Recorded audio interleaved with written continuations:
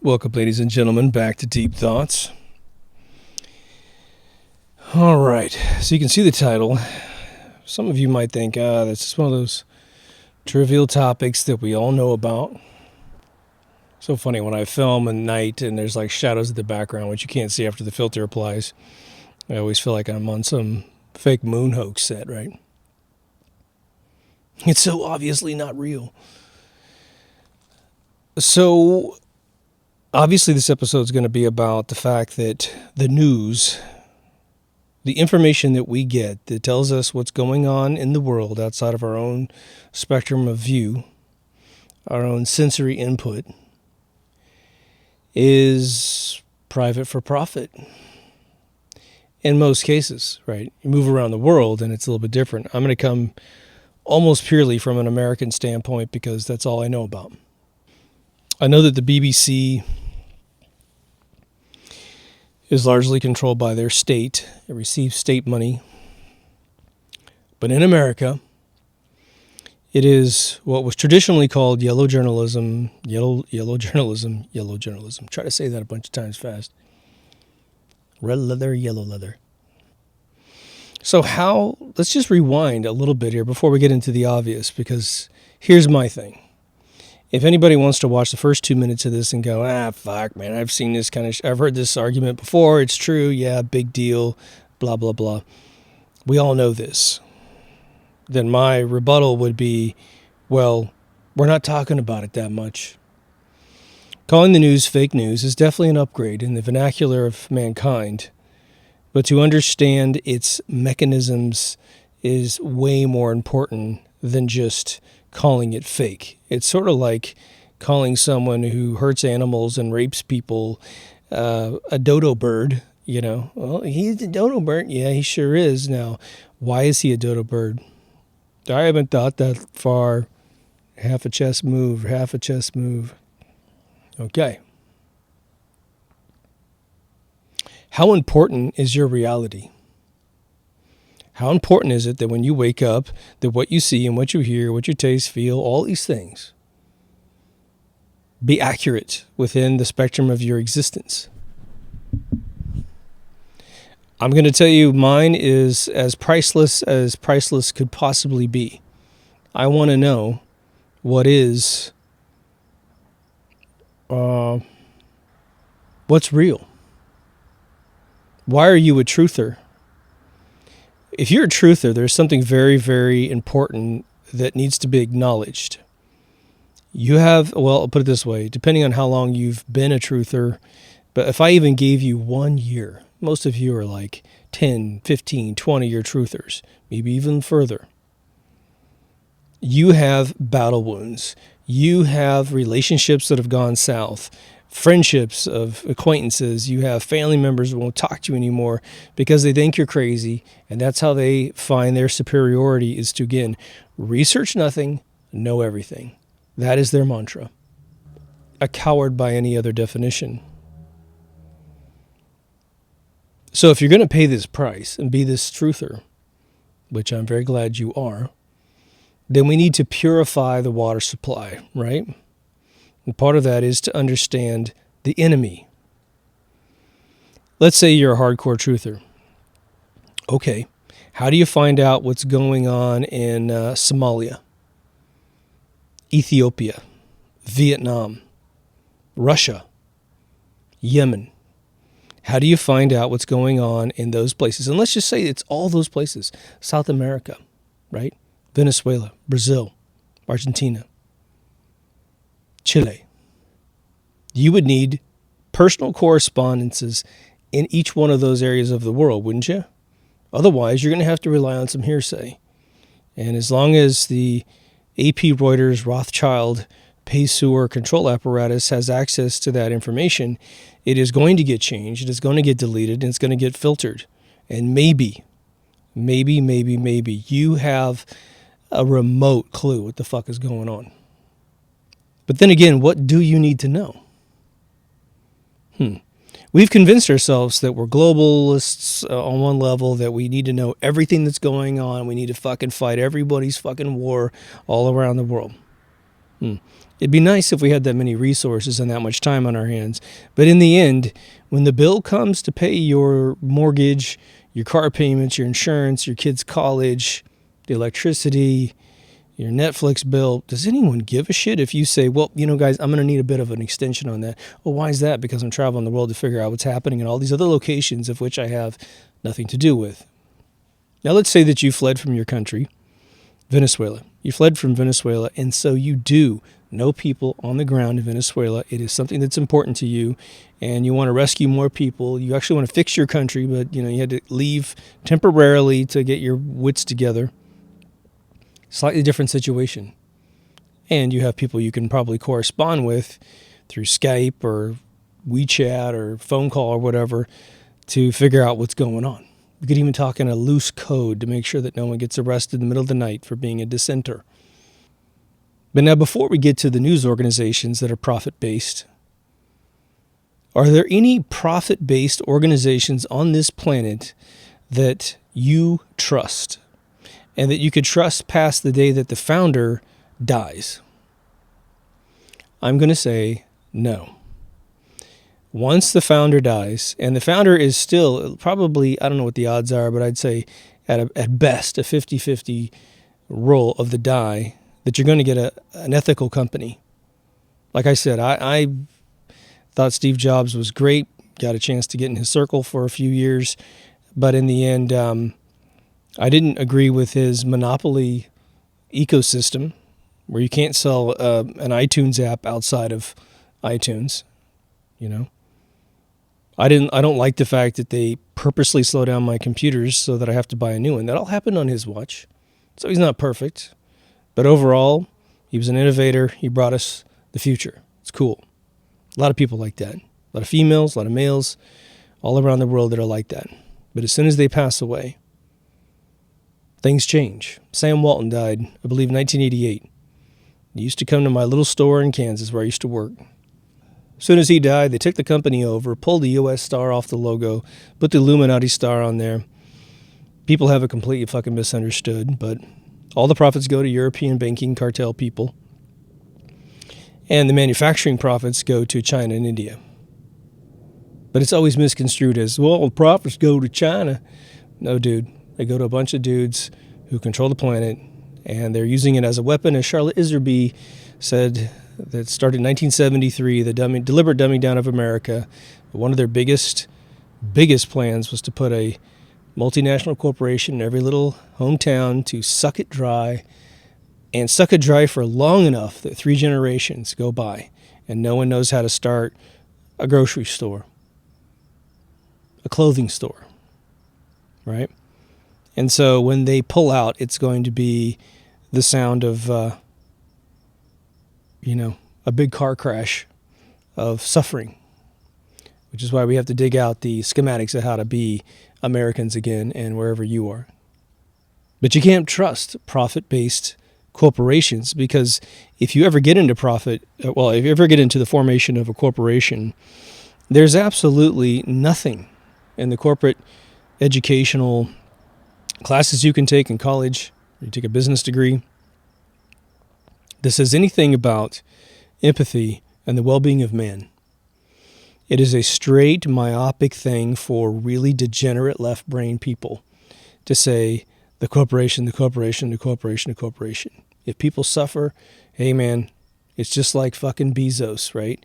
Amazon.com. Amazon.com is the only company that has been able to out-scumbag Walmart. But if Richard Branson, a Virgin, cares about his employees, he's on the front of every goddamn magazine on planet Earth. I used to subscribe to Entrepreneurial Magazine when I was a kid, Money Magazine, and I noticed that every single cover article was about someone that ran a corporation, was nice to their employees, and then they were amazing to the corporation, and boom, they had great products. I've worked for companies that took care of their employees, and man, when they did, Electronic Arts during the 90s, 80s and 90s, at least 2/3 of the 90s, had beautiful bonus checks for the for the employees. Blizzard Entertainment used to have bonus checks for the employees. And as soon as they pull those bonus checks and fuck everybody, like nobody's noticing, right? They immediately go from number one to number two. Their products start to suck. The employees start to leave for startups that they create on their own to then immediately come back and compete with their previous employer. Blizzard is being utterly gutted right now. Gutted. Activision's being gutted. This morning they reported that Bungie pulled Destiny out of Activision distribution rights.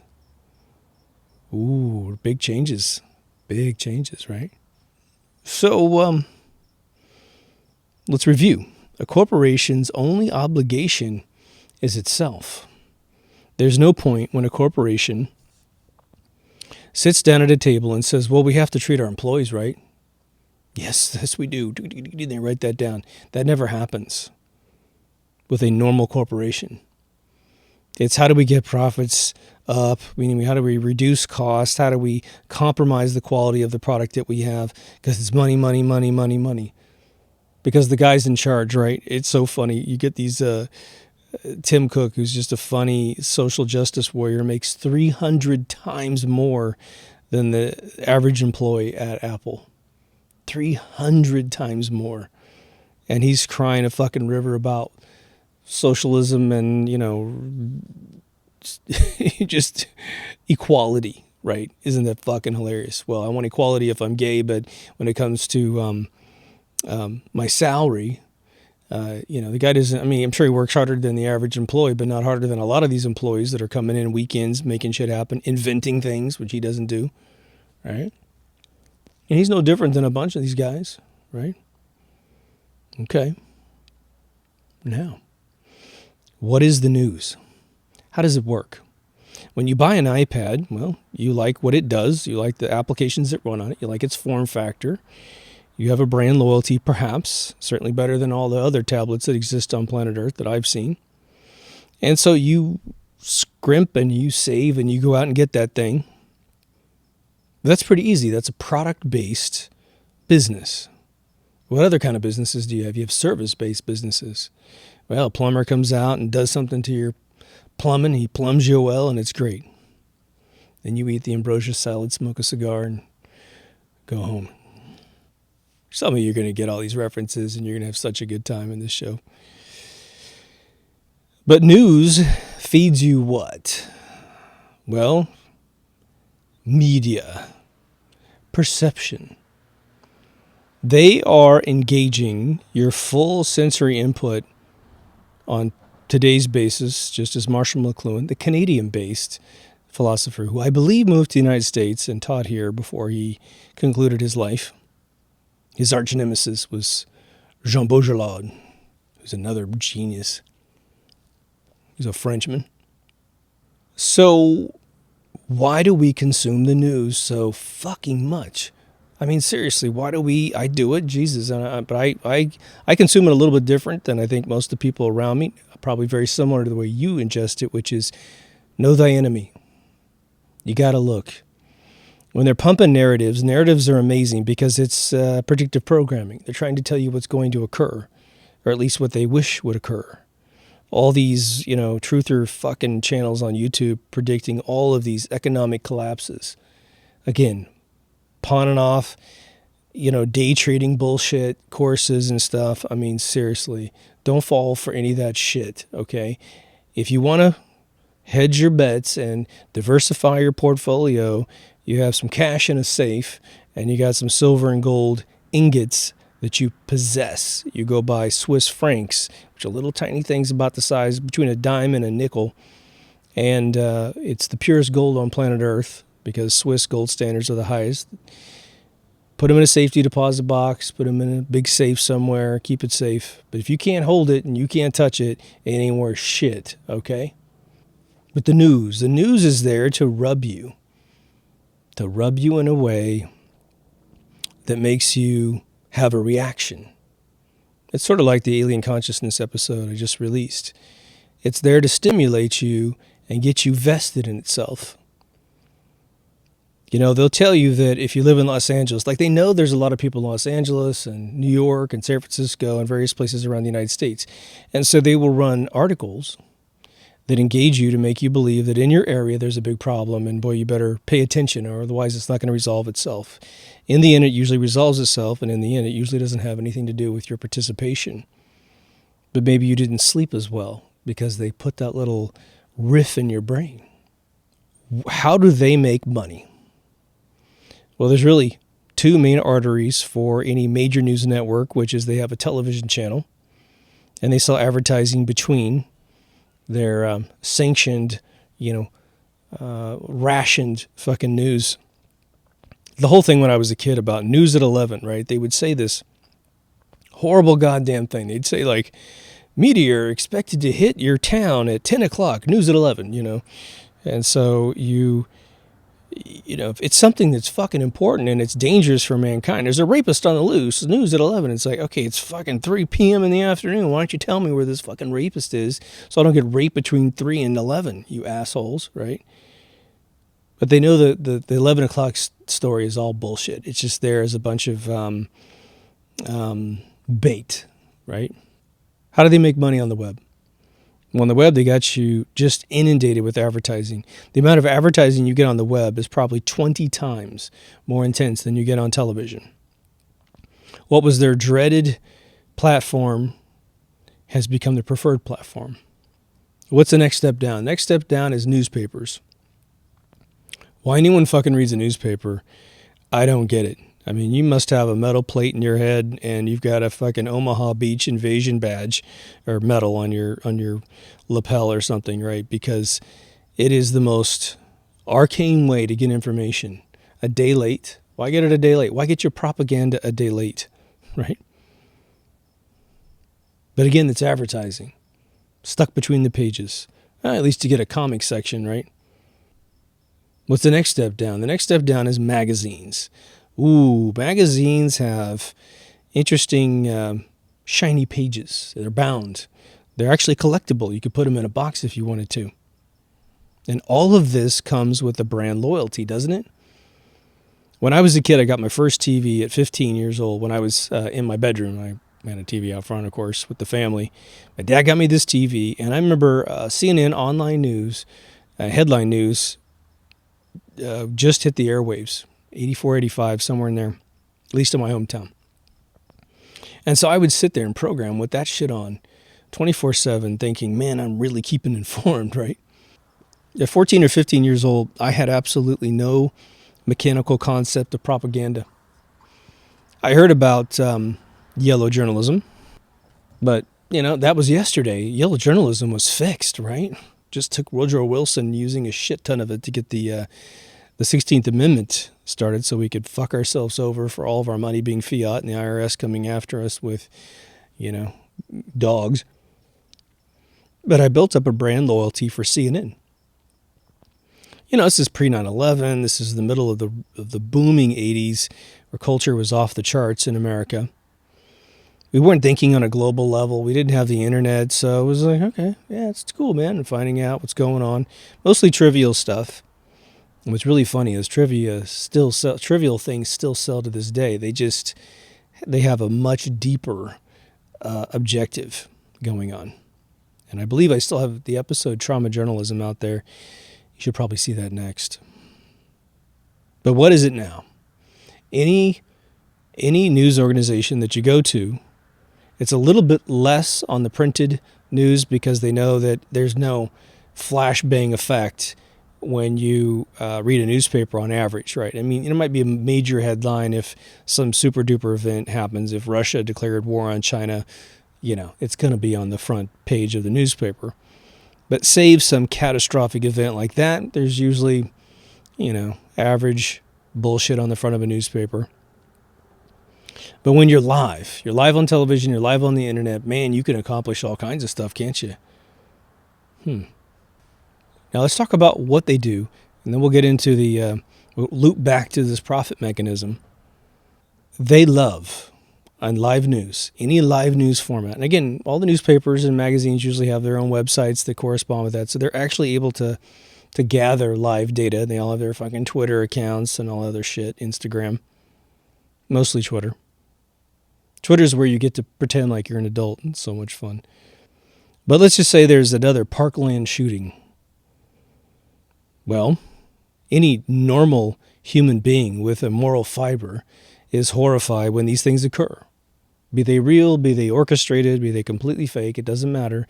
When those kind of things occur, the society that you're a part of, that I'm a part of, that we want to expand on, should be horrified. All right. But you know what happens inside these private for-profit news organizations? They have the equivalent of the sloppiest orgasm you could possibly describe with words.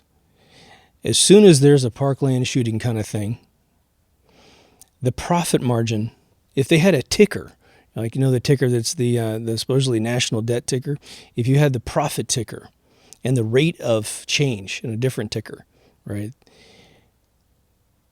they get double, triple, and quadruple the money the second that one of these horrific events occurs.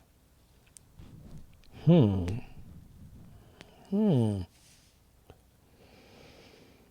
lot of people wonder why the news organizations go along with these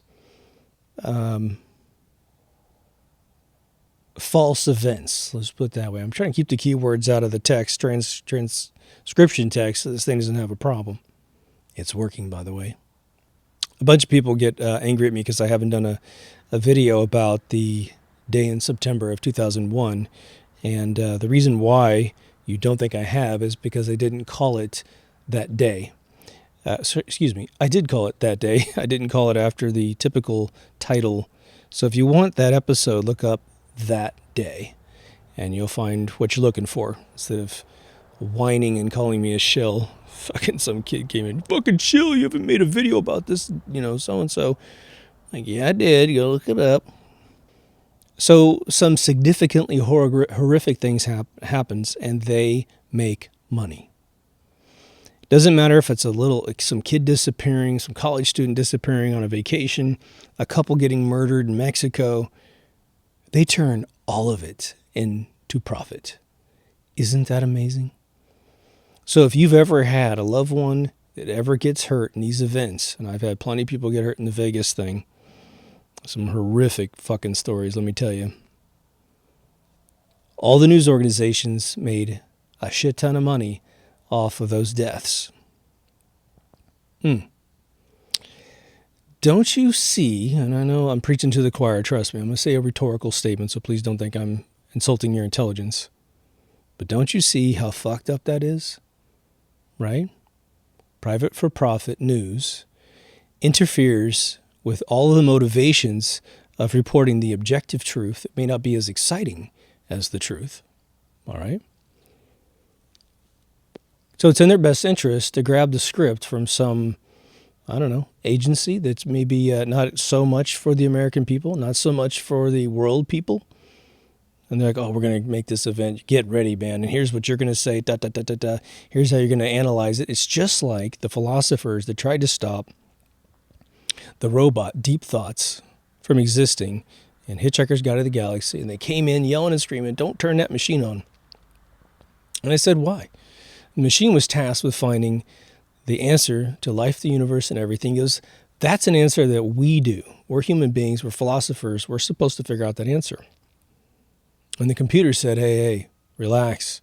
It's going to take me 7 million years, 7 or 11 million years to come up with the answer. So you got some time. Why don't you analyze what might actually be my answer? And you'll make a ton of money between now and then. Oh my God, that's great thinking. You know, they run off and they're okay.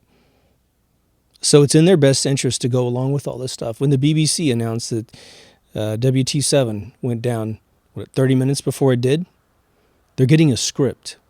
And when the chick started doing the script too soon, they killed her feed, just like a Hollywood fucking movie. And they did like, there's a feed problem. Give me a break, right? And the guy in the UK sitting on BBC Live was like, oh, sorry, we've lost that feed. She was fucking up and doing the script too soon because the building was right behind her, perfectly fine. And hopefully that's not news to any of you. But if it is, you got some researching to do. But there's something else a lot deeper. And it's the subject of my episode, Trauma Journalism. But let me bring you up to date here. They have learned that when you're in trauma, You are sort of in an area of physical suggestibility. It has to do with the fight or flight mechanism of the brain. If you were in your backyard like I am right now, and I had like a lion coming around the corner, and he's fucking doing that drooling thing like I haven't eaten in a week, full grown, I'm going to go into a fight or flight mode where I'm going to go, all the blood in my upper brain is going to constrict. And I will have my creative right side heavily handicapped while my left side gets pumped double hard to get us out of this fucking problem, because my left is the logical side that's not emotional. And it's going to be like, jump over that fence, climb up this thing fast, baby, because he's going to come after you. Maybe pick up something and use it as a weapon to freak him out for a second while you climb up, right? None of this shit's going to work. I'm going to die if that's the case. But now, if you were to be able to pause reality, time is still going, but you pause the lion, you pause me. We're just frozen. And someone comes up and whispers in my ear while my brain is in this horrible fight or flight mode. You know, they tell me ice cream's hot. Ice cream is really hot. It's too hot to put in your mouth. Ice cream's hot. Ice cream's hot. And then they let it go. It all concludes. Somehow I survive. I forgot I had an elephant gun on me. I probably won't remember the person whispering in my ear this piece of information. It's part of the MK Ultra program. They either would rape you or expose you to shock treatment or sound wave treatment, where they would literally level all of the organized energy in your brain to go back to a basic mean, which is what shock treatment does. And then they program you. They tell you things. Boom.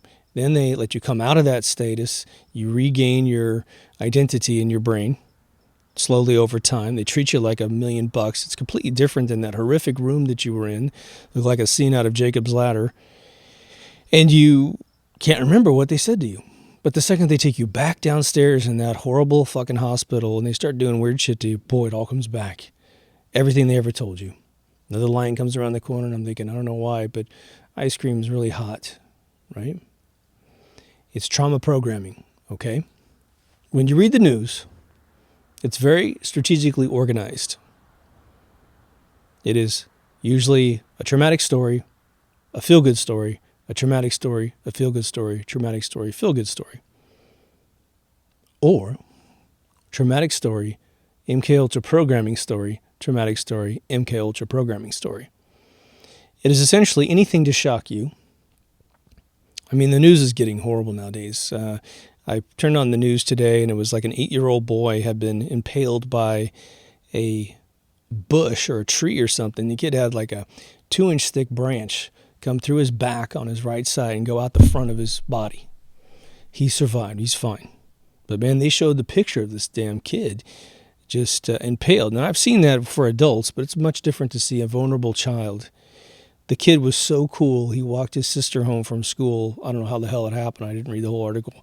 But he walked his sister home, and then he passed out because he's losing so much blood. He's probably in a major fucking amount of physical and mental trauma. Hats off to this kid. He's already a hero. He's only 8 years old.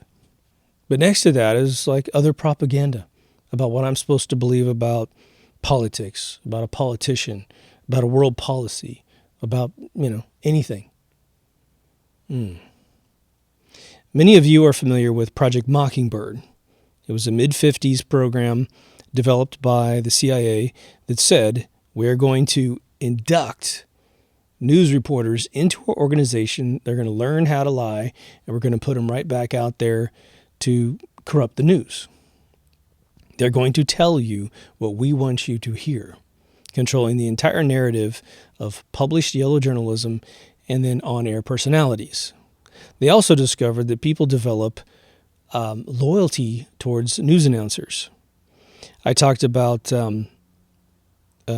Whose Line Is It last season, an amazing 50s show which proves that women were not repressed back in the day, as you've been taught. Everyone's repressed a little bit, but these stories about this is crazy. But anyway, the host of that show for 17 years was a man named John Daly. And John Daly, unbeknownst to most people, was a famous radio newscaster. He actually reported on Pearl Harbor in 1941, which is 9 years before the show started. But then he was on TV and he did the news most of the week, and then he did this game show at night. Right, it's the first intelligent game show you'll ever see on TV. Well, once you learn John Daly from, especially, What's My Line, if you're into that, he's the most lovable guy on planet Earth. Now, he escaped this process. He was a real man, and by the time he was done with his career, the other people were coming past him, taking it over, and they were all into it. A lot of the newscasters, in addition to being part of Project Mockingbird, are also pulled into the Council on Foreign Relations. They get to be a part of all these aristocratic things. Anderson Cooper, who's a Vanderbilt child, whose brother we think might have been sacrificed because his mother's part of some fucking cult that literally documents have one child to treat like a prince and have the other child to sacrifice. And I think his brother, after the age of 21, died mysteriously, right? There's a picture of them on a bed where the mother is wearing this amulet of the cult she's in, plus all this crazy dark Madonna shit on the wall behind her, and the Pope is wearing the same goddamn thing. And it's their swimming pool with all these crazy tiles that all these kids are tortured in Tony Podesta's artwork. So if you ever see little girls with their hands not necessarily tied, but they got them behind their backs with their bodies violated in his artwork. Again, John Podesta was Hillary Clinton's campaign organizer, and his brother's this fucking super creep. They're both pedophiles. They're both probably child murderers, but that's just my opinion based on the evidence I've seen. If they ever get their day in court, they can prove it otherwise. But Anderson Cooper did his internship where? At the Central Intelligence Agency, didn't he? Oh, wow. And then look how famous the kid got, right? Total bona fide Project Mockingbird. Again, I've said it a couple times on the show. You really need to get to the point where you watch Rod Serling's 1959 interview, which is one of the only interviews he really gave about the show, The Twilight Zone. And he said, look, they're doing pre-censorship now. They're finding gullible people and simply saying, okay, we're going to make this person Anderson Cooper, and they believe all the bullshit, and so, boom, you get the job. You'll never not believe what we tell you because we already know that's what you believe.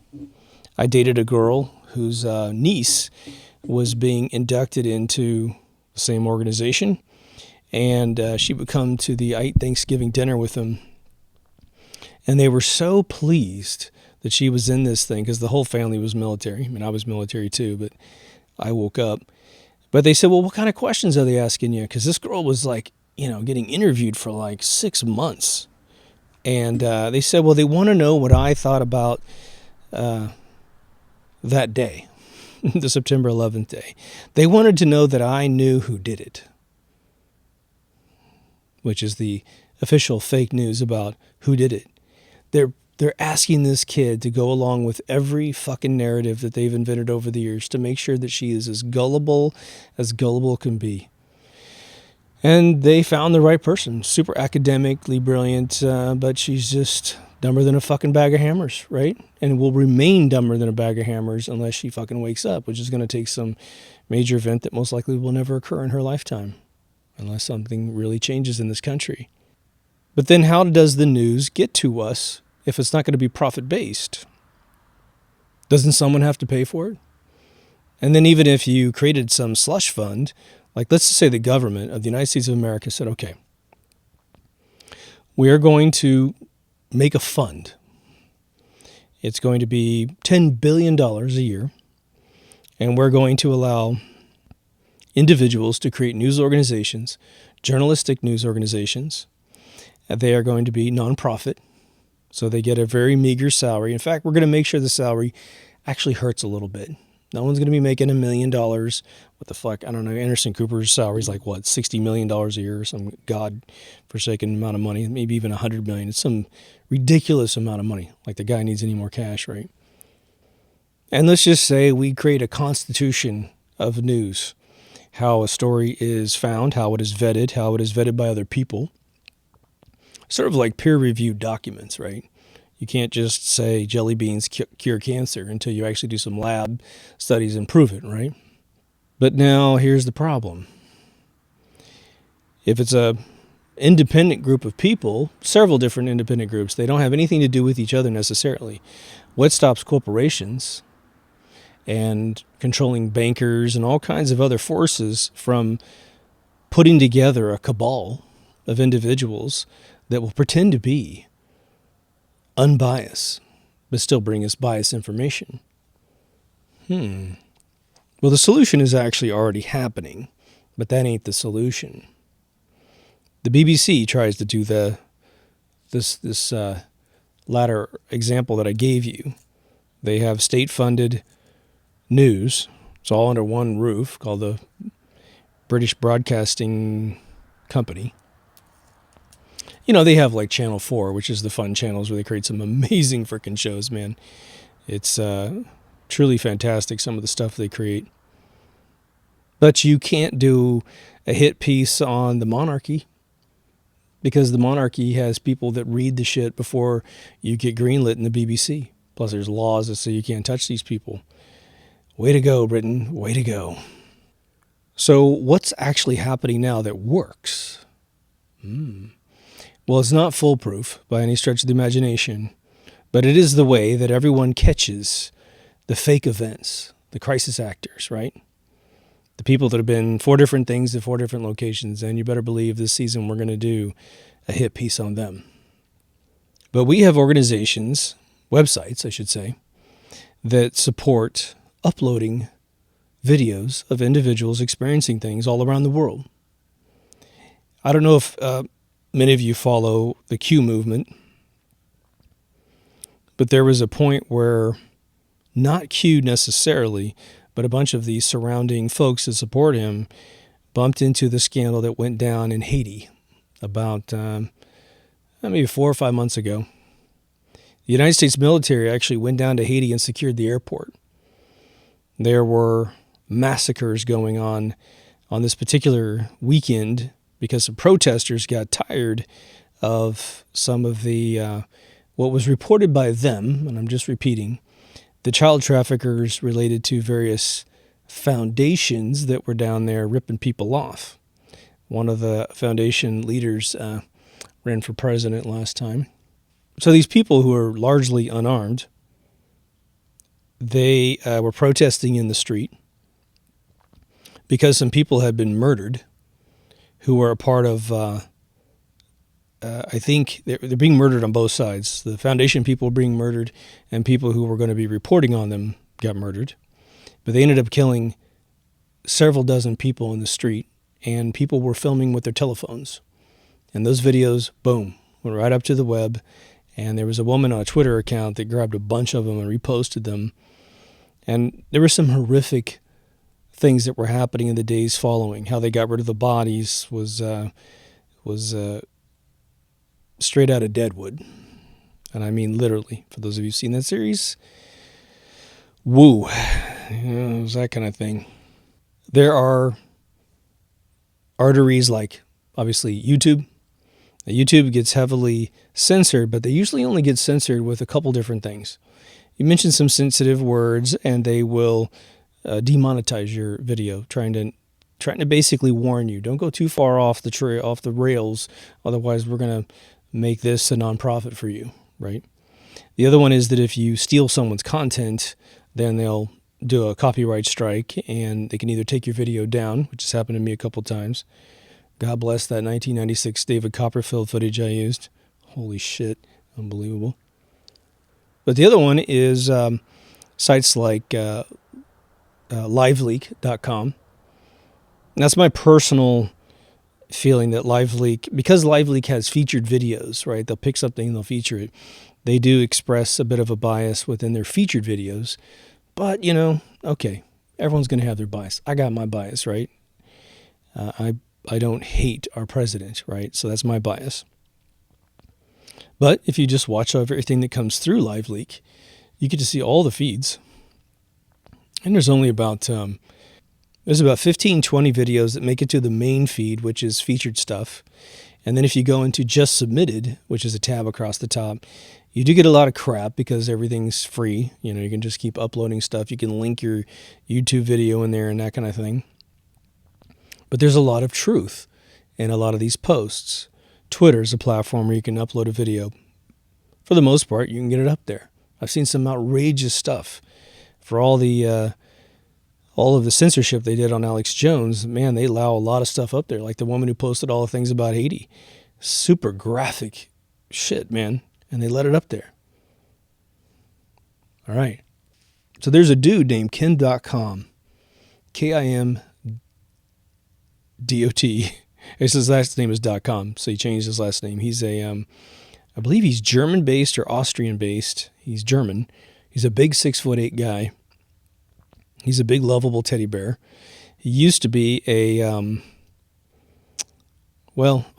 don't want to insult the guy, but I think his biography on himself is he was heavy into security, let's put it that way, and he learned how stocks work, and he made himself a tremendous amount of money. I have no idea how much money that guy made, but if someone told me he was a billionaire, I wouldn't be the slightest bit surprised.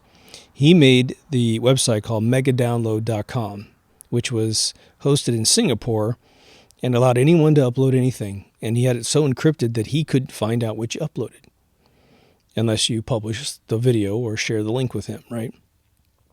Well, people used it to upload movies that were copyrighted. And they were doing everything they could to stop that from happening. But what ended up happening was he is wanted for things he did in his past, because I think maybe it's more along the lines that he knows too much because he's so good at what he did. Now, maybe he broke some laws here and there. He was actually I managed some projects for a company back in 2003, and he was one of our clients. And he did have a problem paying his bill at one point. We created literally probably one of the most gorgeous websites the world has ever seen, and he wouldn't pay for it. But I'm sure he's past that now.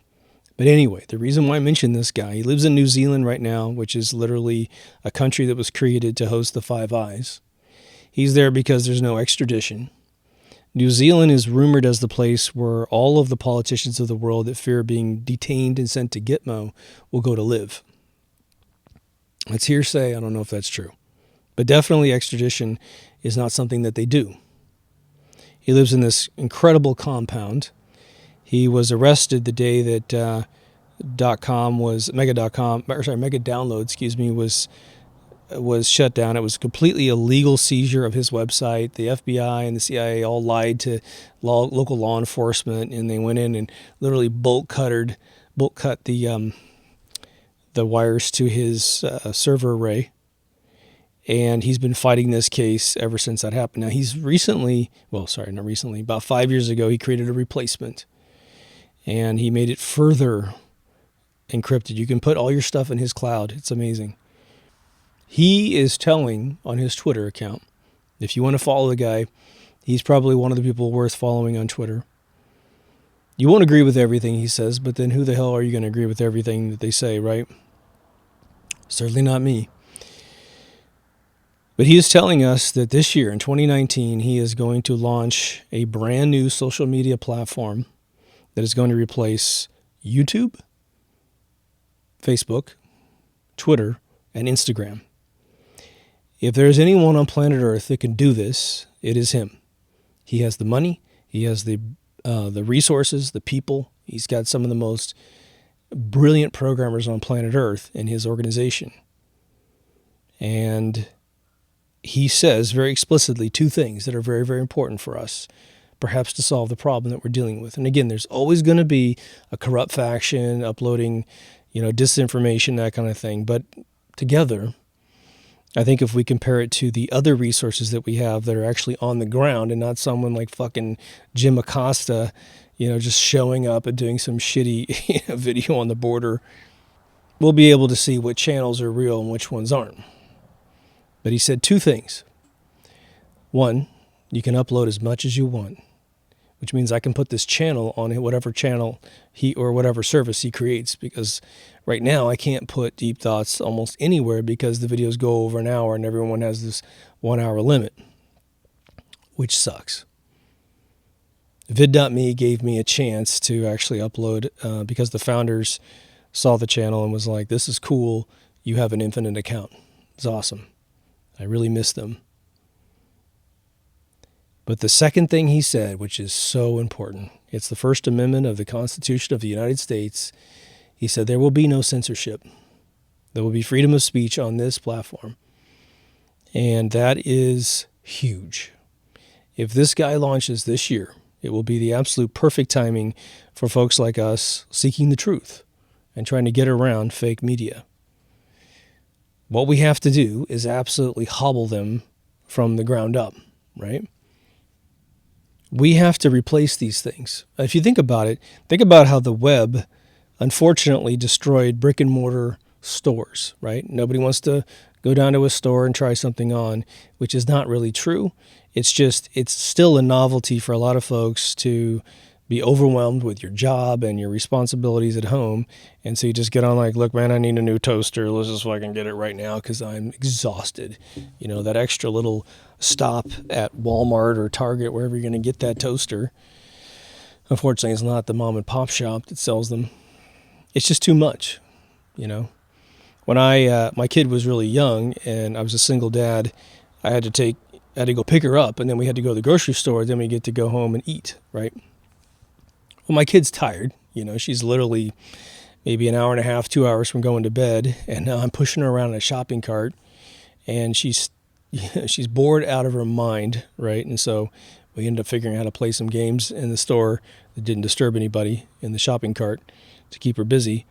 But that's why online destroyed the brick and mortar stores, right? Okay, well, the novelty is going to wear off. It will wear off. We are not going to lose buying things online, but it's going to be the things that are more sort of cut and dry, black and white items like, maybe a phone charger or something, right? Where you can wait a couple days or a day before it gets shipped to you. But eventually, I do believe we're going to get back into, buying our clothing at these locations. And you can't go out to eat online, right? So you got to go into those places. So I think we're just adjusting what we put online. And I think that the brick and mortar stores are going to have, I'm a little off topic here, but bear with me. This is going to feed back into how we're going to get rid of news. The brick and mortar stores need to sell the benefit of brick and mortar. You can't try on shoes, right? Well, all the shoe manufacturers, for some godforsaken reason in 2019, still can't agree on what's a size 9 for men, what's a size 10 for women, right? Well, they tend to run a little high on that one, a little low on that one. Just go into the store, put them on until they feel right? The one thing that the Q movement has pulled out of the literally thin air are people that 2 years ago never imagined having a YouTube channel in their life. And now they got over 100,000 subscribers or even 1 million subscribers. Why? Because they found out that they had the journalistic bug. They're able to investigate. They're able to discern things. They have intelligence as well as, smarts. So they're able to deduce. Those individuals are budding next generation journalists. Now, everyone's susceptible to being bought off, right? And I mean everyone, including me and including you. As much as we'd like to wave the flag and go, there's no way that we can't. Okay, well, there's probably lower thresholds for some people and higher thresholds for other people. There are things that some of us would never do, and there's things that we might do, right? I get this comment every once in a while, and I'm not trying to start a movement here, okay? But folks who listen to Coast AM with George Norrie, they'll listen to this show and they'll be like all the alien episodes and that kind of thing. And there's probably about a handful of comments in all the comment sections saying, man, you should take over for George Norrie. You should do Coast AM because the guy's getting close to retirement and, who's going to take over the show? Well, imagine me reading that and I'm thinking, I used to listen to Coast AM. It's a huge investment in the middle of the night, unfortunately. I don't know if he records live. He says he does. But imagine me going on a show like that, or getting my own show like this. Someone sees Deep Thoughts as some network, and they're like, "Oh man, we need something edgy, and let's let the guy cuss and stuff, right, or whatever." Well, if I got on Coast to Coast AM, there's FCC laws against me using the language that I'm using now. I could go on Sirius Radio and let everybody have it. But then again, I've got a little market, don't I? 3,300 people as of this recording that have blessed me with their subscription. And so I feed those individuals what I like to hear, and it just so coincidentally happens to be what you want to hear. But what if I took that deal? Let's say it was offered, something similar or the exact offer. And I walk into the negotiations, I'm like, okay, well, what's the salary like? What are the requirements, right? How many days a week do we do this show? You're like 5 days a week, and your salary is about $250,000 a year. Now, George might have just had a big laugh there. He's like, yeah, I wish.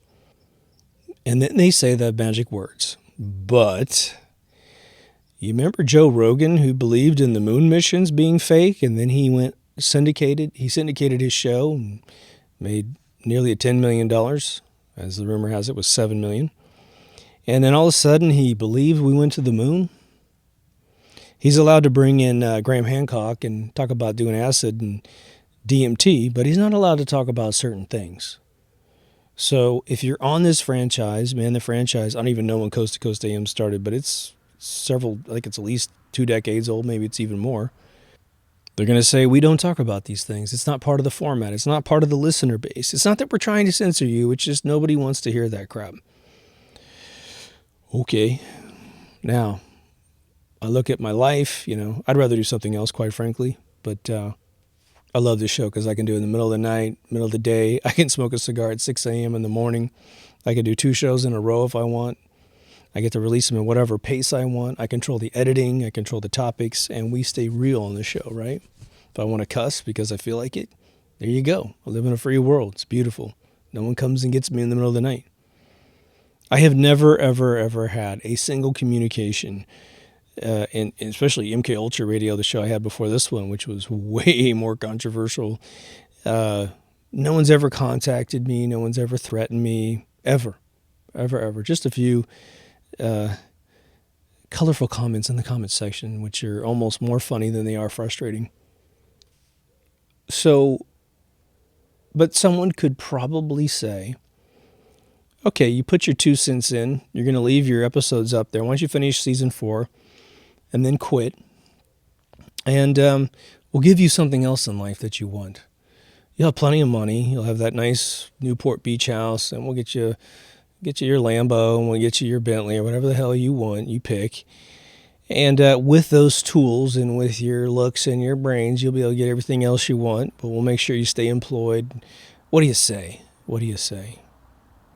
And I'm looking at 50 years old going, goddamn, you're right. I did teach a bunch of people shit, maybe, and it's like, maybe I do, maybe I don't. The friends of mine that I've talked about a little bit on the show, where I say I have friends that have prices, and they just go, as long as you get yours, who cares? Well, that's a globalist, non-empathetic mindset, right? I would imagine my threshold is extremely high. So as we build a new news organization, or a new method by which we gain reality, maybe it's not a product anymore. Maybe there is no definitive news product. What if all the humans on Earth, I'll actually give it to you in a Kubrick, Arthur C. Clarke format. Overnight, a monolith shows up in every single major city around the world. Hell, maybe every city in the world.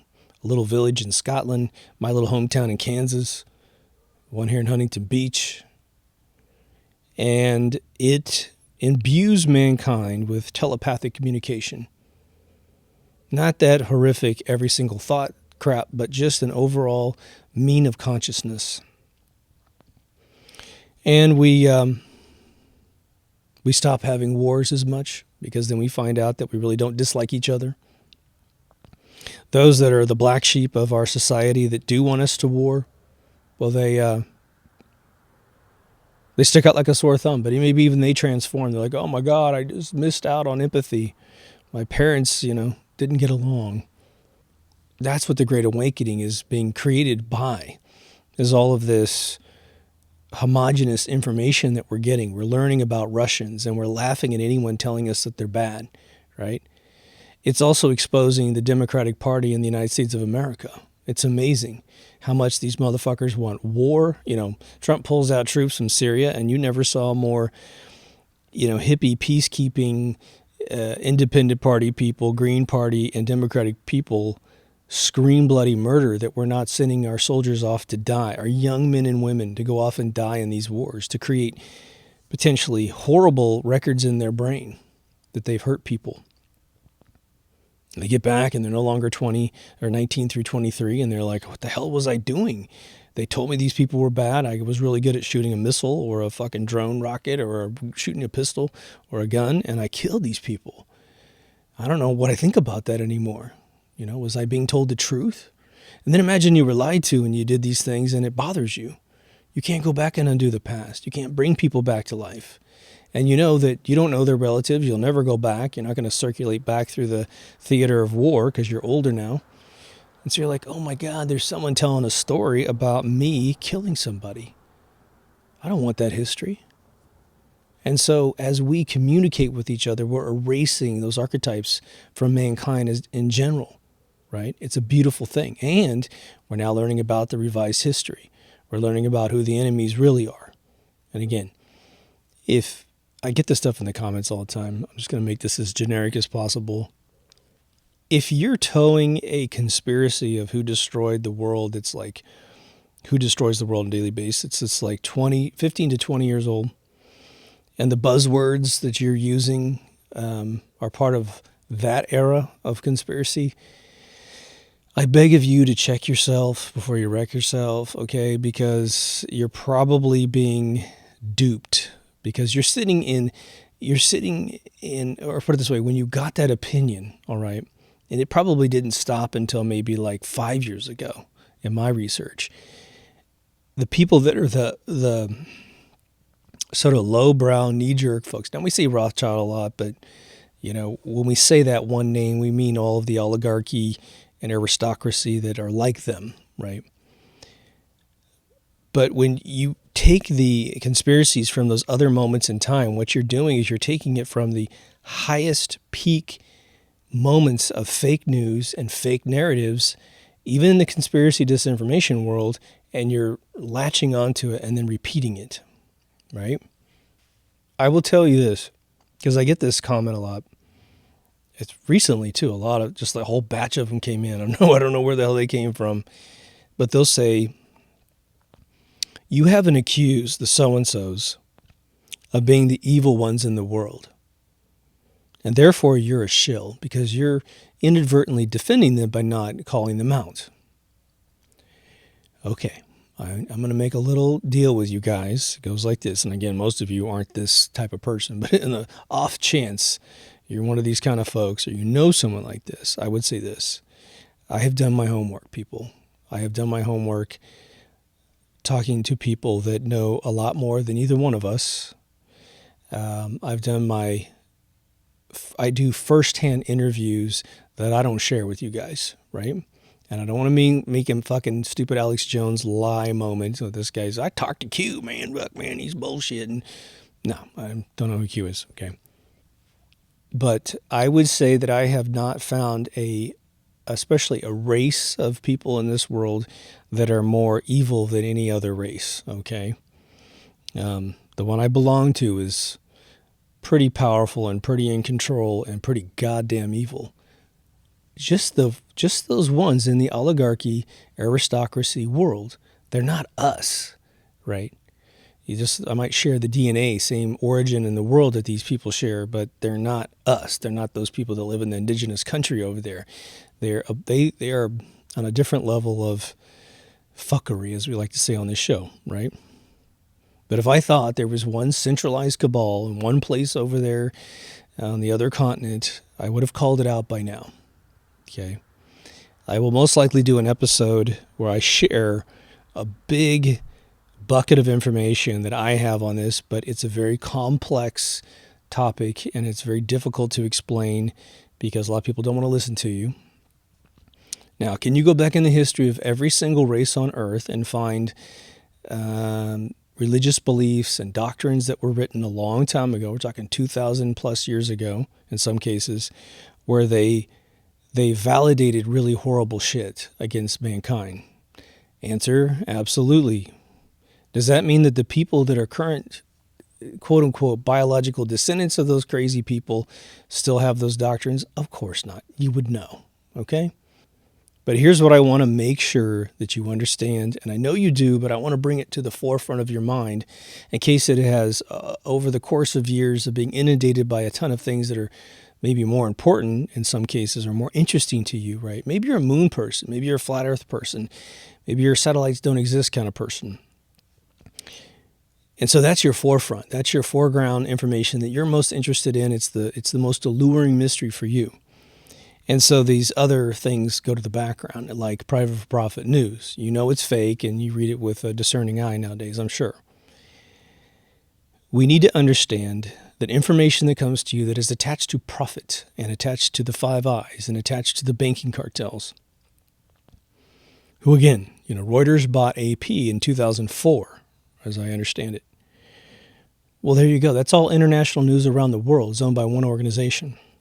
You can tell one of the most beautiful things that's happened that helps you notice this is that Donald Trump became the president of the United States of America. And you could hate this guy, but as long as you're a truther, something has been revealed, which is one, how utterly fucking stupid the politicians are who were there before he got there, right? Pelosi, Chuck Schumer, Schiff, all these people, you can tell how stupid they are because they can't think a thought that is more intelligent than how stupid they are, right? And you're not as dumb as they are. And so they lie to your face and you're like, did you just say that? Did you just say that stupid fucking line to me like that was going to work? Are you kidding me? Right? You can always find a dumb person if you're smarter than them because they just stick out like a sore thumb. Now, we've got 5 major stations in the United States of America where we get news, right? It's ABC, NBC, CBS. You've got MSNBC, CNBC, okay? Well, sorry, you got a little more. You got CNN, right? Now, you have newspapers like New York Times and LA Times. They're in there too, but I would consider them the major online ones. And then which one? You have the Fox News Network. Supposedly Fox is totally on board with Donald Trump, and they're the pinnacle of right, the right wing, right? Well, I see bullshit on their website all the time. Do they throw in a little bit of pro-Trump stuff? Well, sure. Sean Hannity is pretty pro-Trump, right? I've hated that guy at times. That guy was the most rude person to anyone that debated the events of September 2001. Absolutely rude, especially to Dr. Stephen Jones of Brigham Young University, who was fired. They're basically discovering the chemical methodology which was used to intentionally bring buildings down. Okay? He proved it. And he proved it over and over after he was forcibly retired. He's a guy that we've completely forgotten, complete utter hero of that day. And no one remembers him because he was very, very poor at speaking in public. He would stammer. So if you were to be really forceful with him like this, he'd just be, and he didn't know how to talk. Really sad. He should have had a spokesman carry his information forward. But they ate the dude alive and spit him out. And all of a sudden, the same motherfuckers who did that to him are our heroes. At least Geraldo Rivera apologized to one of the fathers. He apologized for architects and engineers for 9/11 truth. And then his show was canceled the next week. Some people want to tell the truth, but they've been held down by these organizations. And so now they have the ability to tell the truth. And I'm hoping that there's a lot of those folks that pop out in 2019 as hopefully, even though Q's turning into a big tool right now, that his, the rumors of arrests and the population of Gitmo, plus a bunch of floating penitentiaries down there and a couple other detention centers to get filled up by these people who've been lying to us. Hopefully that event occurs. I'm not going to hold my breath, let me tell you. I'm going to breathe very deeply until that happens. But it could be an earth-changing experience, right? For those of you that don't follow Q, the interesting thing that's been said multiple times, and again, we're all on the fence, people. Don't think that I'm some big Q guy that's just living by his every breath. I'm utterly frustrated with what he's predicted and the way that people use numerology to make everything seem like he's predicting everything. Bullshit. But they're saying something like Trump could run for 2020 re-election, but he may not need to. And what that means is that the corruption that is holding this country down, and inadvertently the world, because once you expose the conspiracy here, you Europeans just do copy and paste, right? The yellow vests are starting to unravel that bullshit over there, and more power to them, right? You know, it's time to reset every once in a while, isn't it? You need to reinvent yourself every once in a while, and countries need to reinvent themselves every once in a while.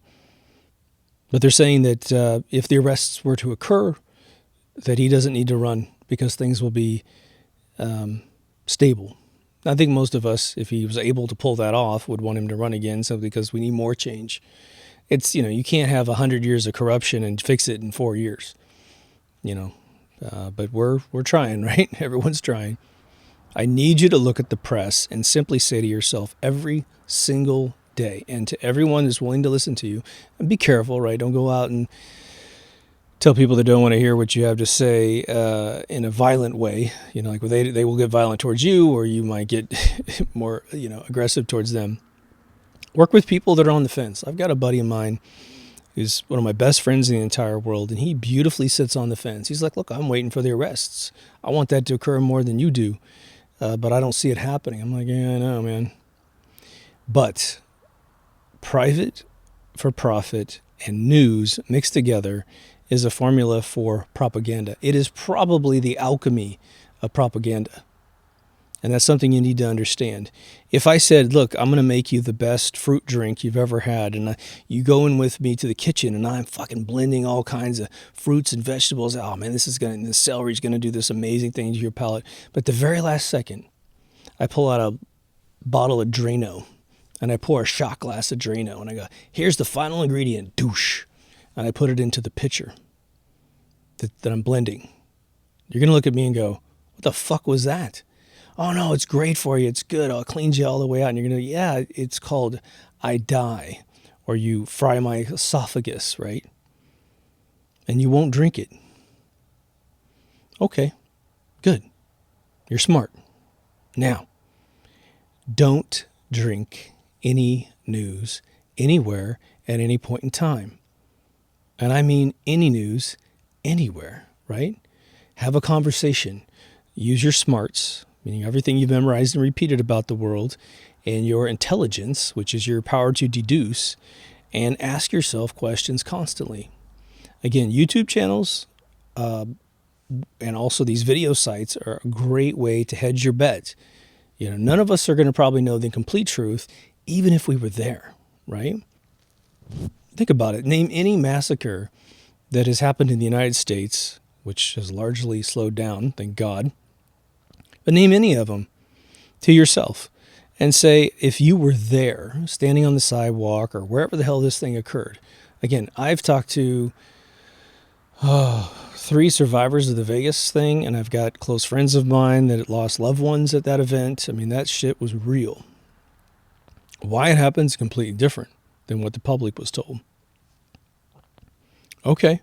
Those people who were there, I interviewed them, and they have no clue what happened. I mean, in terms of why it happened and all the police information that they find out afterwards, right?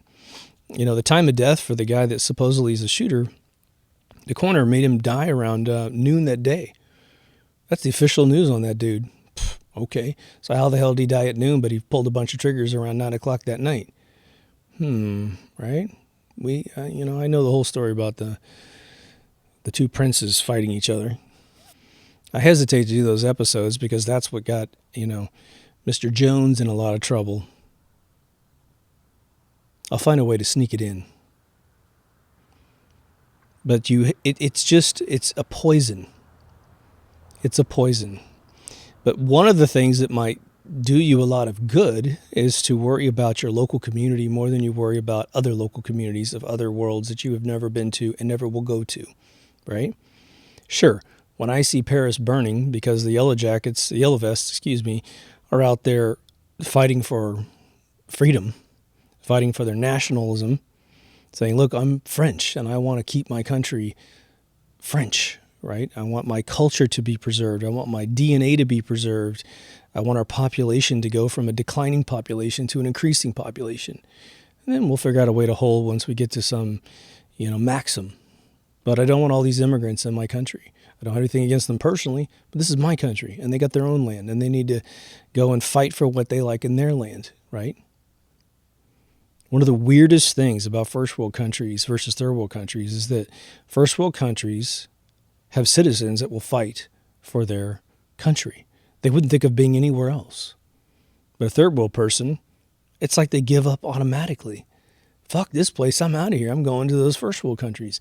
And then I'm going to infect the DNA of that country so that when they screw up their country, because I'm going to vote for all the idiots who got me, illegal entry into the country because they're good people, right? I'm going to vote for those people because now they're going to be my leaders because I just left the country with a bunch of fake people or a bunch of corrupt people running my country. I'm going to immediately vote for the corrupt people in this new country, fuck the whole place up, and then I'll just go to the next place. It's just like that old saying, they first came for my neighbors or came for the Christians and I didn't say anything. They came for the Jews and I didn't say anything. When they came for me, there was no one else to protest against my capture, right? Fake news is a big, big, big problem because it is the reason why you argue with your neighbors. It's the reason why you lose friendships with your family members. They have swallowed the Kool-Aid. My friend who's on the fence, I go visit him, and he has a roommate who's a very sweet guy, but the poor dude is strung out on liberal media. I mean, I go over there, and he's like just shoveling this stuff in his brain. And I'm sitting there going, man, you might want to take a break from this particular artery of information, and then I'll name a couple alternatives and just try to get the other information. And the cool thing was I went over there, I think the last time I was there, I came out of the restroom, and I walked, and he was watching Fox News.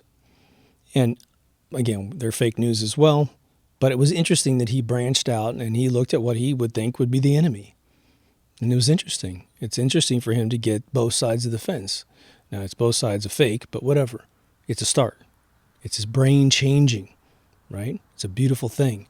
Hopefully then he branches out to other things. And again, even if Q is a LARP, a live action role-playing exercise, the beautiful thing about whoever that dude is or dudes or whatever is they are pointing us at information that is real. He doesn't offer like book chapters of what the truth is. He says, look here, look here, look here. It's all in front of your face. You have more than you know more than you know. Future proofs past and all this other stuff. And so it has us looking in the right directions. Thousands of kids have Q channels now, and they do amazing jobs analyzing this thing. And what I love the most is the fact that they're journalists. They're just using YouTube as a mechanism. They're using the Q movement to sharpen their skills, right? Now, there's still conspiracy people that are lost, really, really sad. Like David Icke, for instance, is unable to understand what's going on in the Trump administration. He's unwilling to look at a single Q post. It's really sad. And so he doesn't acknowledge things that he's actually for. Right? Getting rid of human trafficking, getting rid of pedophilia. The amount of people being arrested on a daily basis in this country is off the hook, right? I mean, it has been categorically the most busy 2 years of America's history, chasing down those people. We found them in amusement parks and, very popular brands that are supposed to be for kids, right? But here's the last thing I want to tell you. You're a journalist. You are. You're a journalist for your local community. I have told you, if you've watched all the episodes, a million things that could be going wrong in your hometown that you need to do something about. Even if there's someone from my hometown was watching this, which I doubt anybody does, but even if they were, they would wake up to the Walmart conspiracy and go, guys, why is Main Street completely fucking empty and we're completely embarrassed about this? Because of that place down the street that sells you paper towels cheaper. Remember when we had 4 grocery stores? They're all fucking gone except for maybe one. And it's only out of sheer convenience of travel that those other ones are still alive because someone doesn't drive completely out of town to go to the Walmart.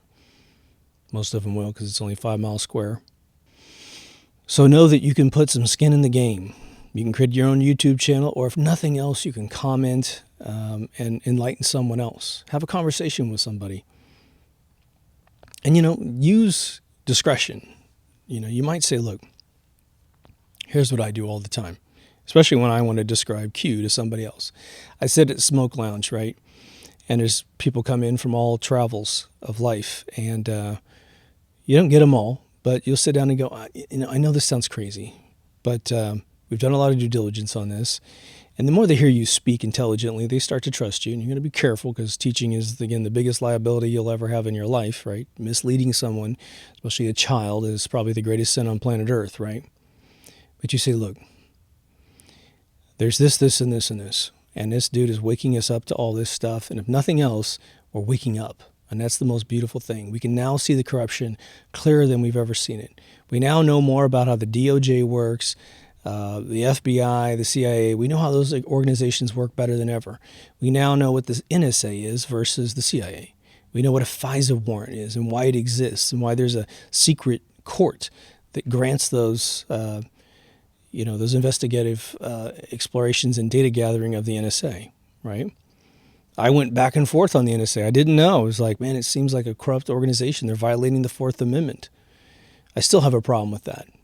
But it's the only way we've been able to fight the other people who violate the Fourth Amendment. It's very sad. Maybe we can recapture our sovereignty at some point. Right now, it's illegal for you to have information in your house that can't be spoofed by these guys. It's literally illegal. You don't know the felony exists, but it does exist. If you encrypt things on your hard drive tighter than they can break it, which is not the case, it's impossible to do that. But if you were to develop your own software and get that done, and then you were to transmit one file over the internet to your buddy with that encryption, they can technically come and arrest you. But you don't know it. It's been that way since the mid-90s. So go see my episode on how they spy on you to get the details on how that works. So know that you're important.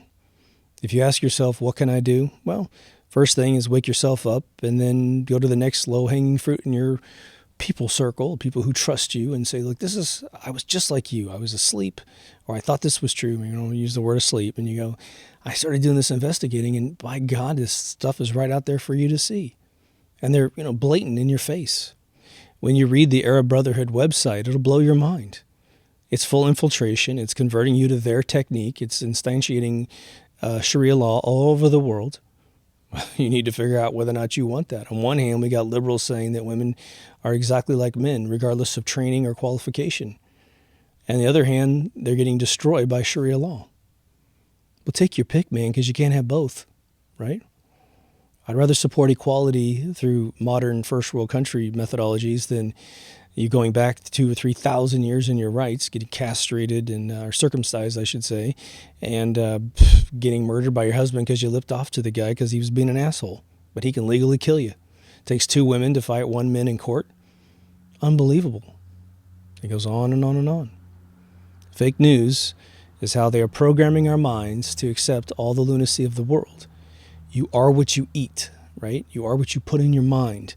So you better be very discerning and have a pretense of how you take in information, because you have to be able to go, this place always lies to me. If you had someone in your life that always lied to you and they started talking to you, you immediately go, bullshit, bullshit, bullshit, bullshit, bullshit, the whole time they talk to you, so that you don't. So everything that they send into your brain has got bullshit attached to it, right? It never sits on the truth shelf. It sits on the false shelf. That's how all news needs to be ingested from this point forward in your life until we change things. Hopefully Kim.com will help us out and others like him. But even if he creates the platform, you have to create the content, right? With that, I will ask you, if you have not gone to deepthoughtsradio.com and you want to change feeds, that's the way to go. So when you found me on video, you want me in your car, there's an audio feed in there as well, or vice versa. There's a locked Facebook group, which is awesome, run by some great people that help me out on the site. And I want to thank Kaz and Daniel for being amazing people to help me out with that site. They just do a fabulous job. and all of you commenters. We have a family on there. When I see people comment, it's a family, you know. I also have a Patreon page. We have just some great folks in there as well, and I can kind of see them on the Facebook page too, so it's great. But for everyone who donates $1, I really appreciate it. The way it works, you give $1, and then you can see all the episodes anywhere from 5 days before they're debuted to a day before they're debuted. Not a huge amount of traffic coming from that feed, but when you come to the video and it's just been released and it already has like 5 views, those are the Patreon folks getting in early. So anyway, appreciate you all. Thank you very much. Take care of yourself and someone else, and I'll see you in the next Deep Thoughts. Over now.